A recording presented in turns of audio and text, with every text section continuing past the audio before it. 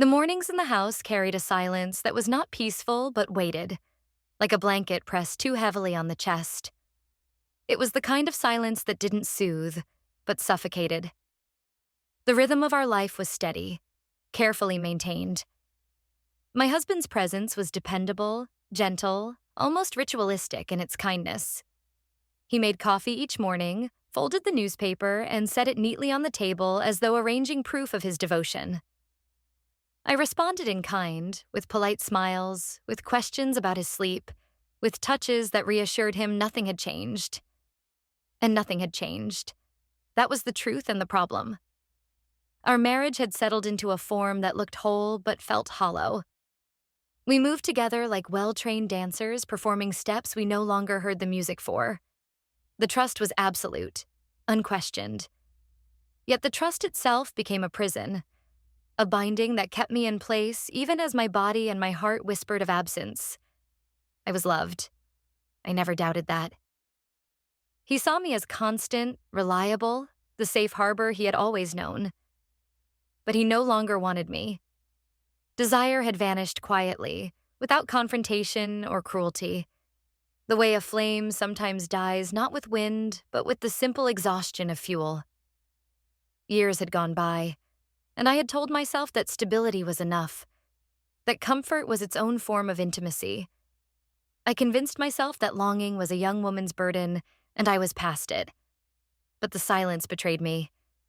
Each morning I felt it more sharply, the absence of eyes that sought me, of hands that reached without thought, of the thrill that comes when you know someone aches for you. I had been erased in the most polite way, not abandoned, not mistreated, but overlooked, set aside like a familiar chair that no longer needed attention. At first, I resisted the ache, folding it into domestic gestures. I made dinners, I ironed shirts, I kept the routines alive with the stubborn hope that perhaps they might resurrect what had gone missing. But comfort turned to numbness, and numbness curdled into something darker, a quiet resentment, a bitterness so small and steady that it lived in my bones.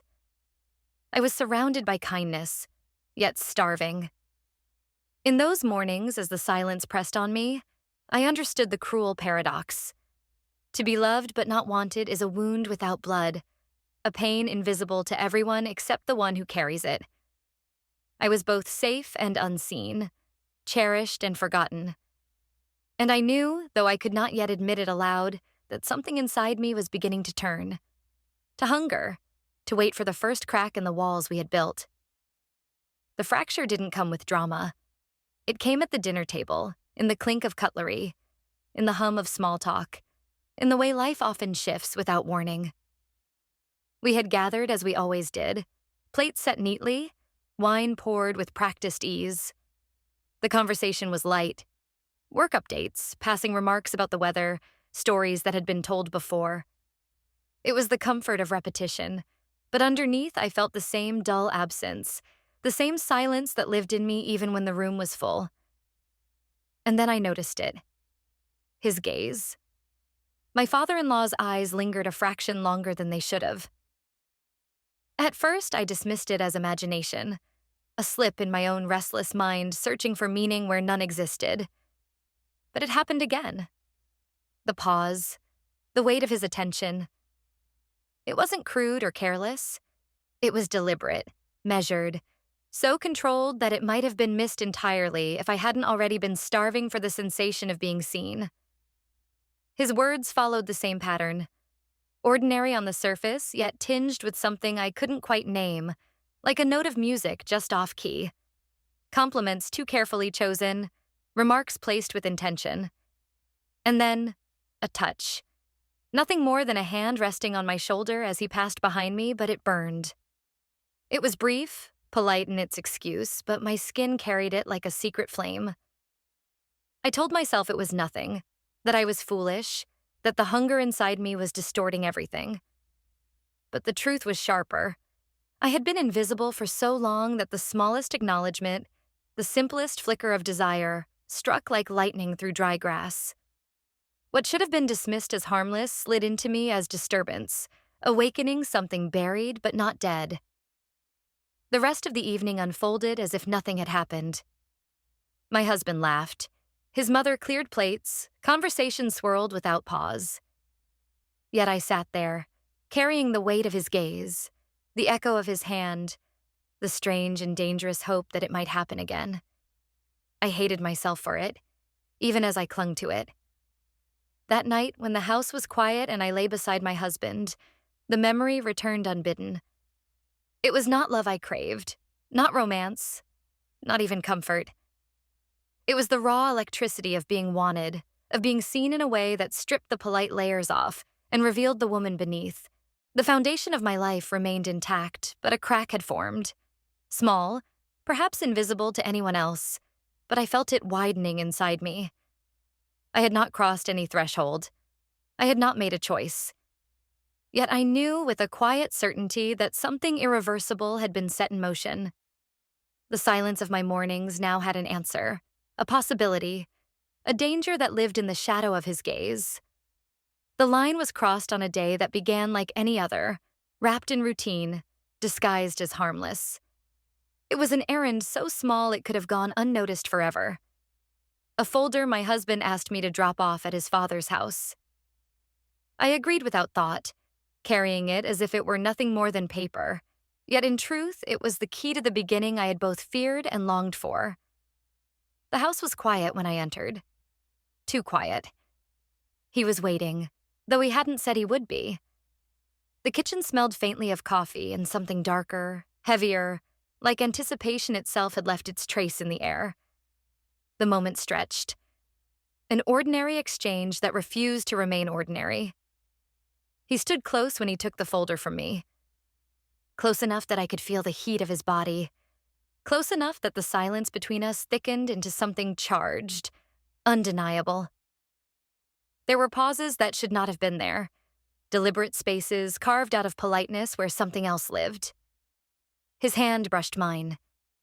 Not clumsy, not accidental, but exact. Then another pause, longer this time, heavier. And then it happened. The kiss. Not hesitant, not tentative, but certain. Patient in its execution, devastating in its certainty. His mouth pressed against mine with a sureness that left no room for denial. I should have pulled away. Should have broken the moment, but instead I let it unfold. My body responding to a hunger I had denied for too long. It was not sweetness I felt, nor romance. It was want. Raw, unfiltered, dangerous want. When it ended, the world remained the same. The folder sat on the counter, the clock ticked, the sunlight cut across the kitchen floor. Yet everything inside me had shifted.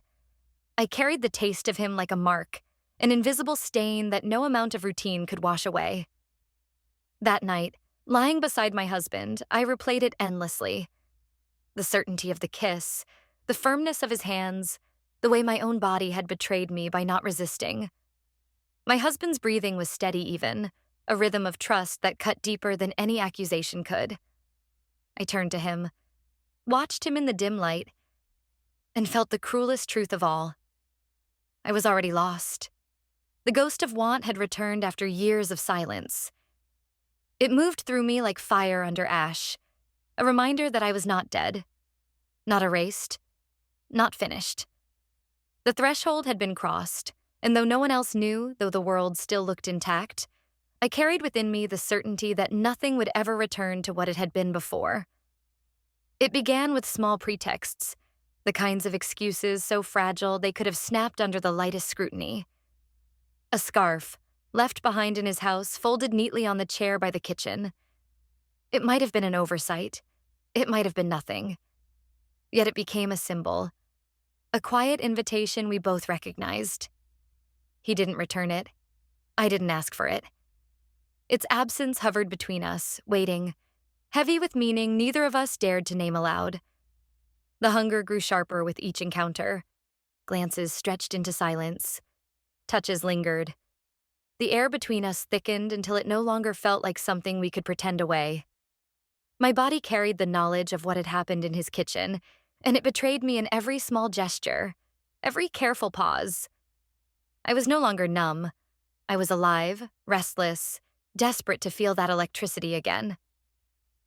And then came the hotel. A trip with my husband, meant to bridge the growing distance between us, to remind ourselves of what we once were.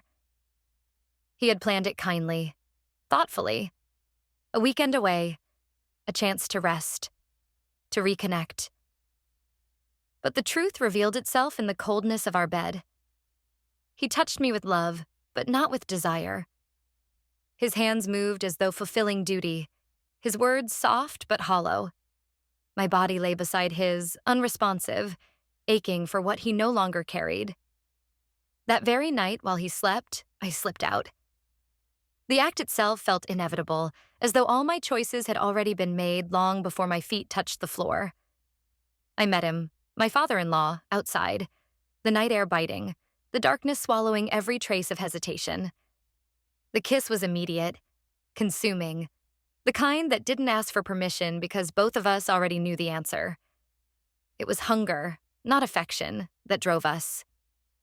A collision of need, a surrender I could no longer deny.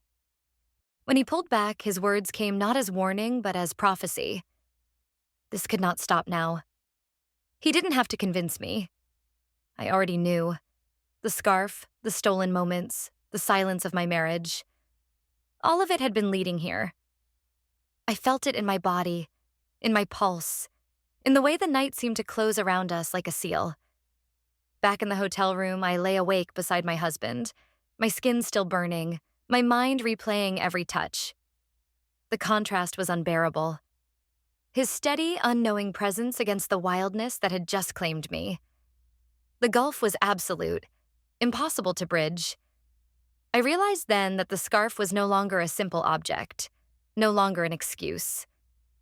It had become a witness, a marker of the path I had chosen. What began as accident, as spark, soon hardened into ritual. The secrecy that once made my heart pound grew familiar, like a second skin I slipped into without thought. Days folded into one another, marked not by dinners or errands or chores, but by the secret rhythm of stolen moments. My life split cleanly down the middle, the faithful wife in the open light, the wanted woman in the shadows. I smiled across the family table, poured wine, laughed at jokes, folded laundry. I kissed my husband goodbye with lips that still remembered another man's mouth. No one questioned me. No one suspected. On the surface, I was unchanged, dependable, still carrying out the endless small gestures that made up a marriage. But every blouse I chose, every touch of perfume, every careful pause was no longer for him. It was for the other eyes, the ones that lingered, the ones that stripped me bare without a word. Our meetings found their own places. The garage, where the scent of oil and dust mixed with sweat. The garden, cloaked in the innocence of daylight. The kitchen, the very heart of family life, now turned into a stage for secrecy. Each location became charged, claimed, altered forever by the weight of what we did there. The thrill was not just in the touch, but in the audacity, the danger of it. To want where I should not. To burn in the presence of walls that were supposed to shelter trust. At first, guilt flared. In the quiet hours, it stabbed sharp, reminding me of vows, of loyalty, of the man who believed in me without question. But guilt is not stronger than hunger. Over time, it dulled, softened, dissolved. What remained was desire sharpened to a blade. The shame of being unfaithful turned into the pride of being wanted. My body no longer carried the silence of neglect. It hummed with possession. The scarf stayed untouched, tucked away where no one would notice. It was not returned, not acknowledged, but I thought of it often. A quiet witness. Proof that a boundary had been crossed and never mended.